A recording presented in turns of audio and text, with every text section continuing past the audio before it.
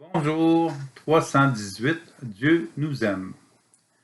Tôt ou tard, et nous l'avons possiblement vécu, nous entendons des personnes qui semblent avoir pris le contrôle de leur vie.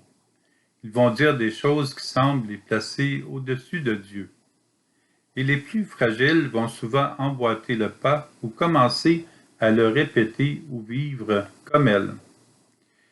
L'habitude du mal, celle que nous n'apercevons plus en nous, conduit d'autres personnes à se détourner du bien. Tout ce qui est contre Dieu conduit les plus vulnérables à s'éloigner de Dieu. Mais ne repoussons pas Dieu, il est celui qui nous aime. Voici un exemple frappant d'une publicité qui passe pendant la diffusion d'une station importante de nouvelles aux États-Unis. Un homme fait de la promotion pour les gens athées, payé par son association. Il parle pour eux et en même temps, il se moque des chrétiens et de la foi. Il initie et invite fortement à devenir athée, bien que le terme d'athée n'existe pas dans la réalité, et renier leur foi chrétienne.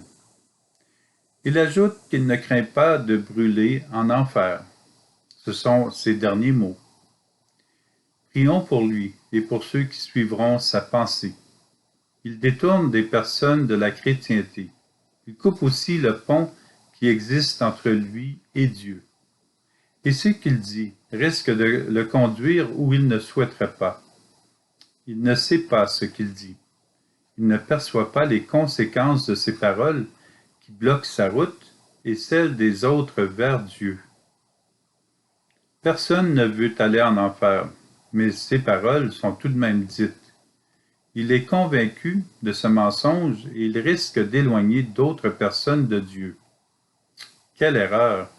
Il a un grand besoin de demander pardon à Dieu et aux humains et de retrouver l'amour. Prions pour que son cœur s'ouvre à la Trinité et à la reconnaissance de l'amour. Alors, soyons prudents avec ce que nous disons et ce que nous demandons. Nous ne savons pas à quel point nous pouvons nous éloigner de Dieu et en éloigner d'autres gens aussi. Cela a pour conséquence d'augmenter le mal dans le monde. Prions pour que les personnes qui développent un sentiment aversif contre Dieu se laissent toucher le cœur et vivent une profonde conversion. Puis, rendons grâce à nouveau pour toutes les personnes qui embarquent réellement sur le chemin de la perfection de la foi. Contrairement à ce dernier témoignage contre la foi et contre Dieu, elles nous permettent de voir la manifestation du Seigneur dans leur vie.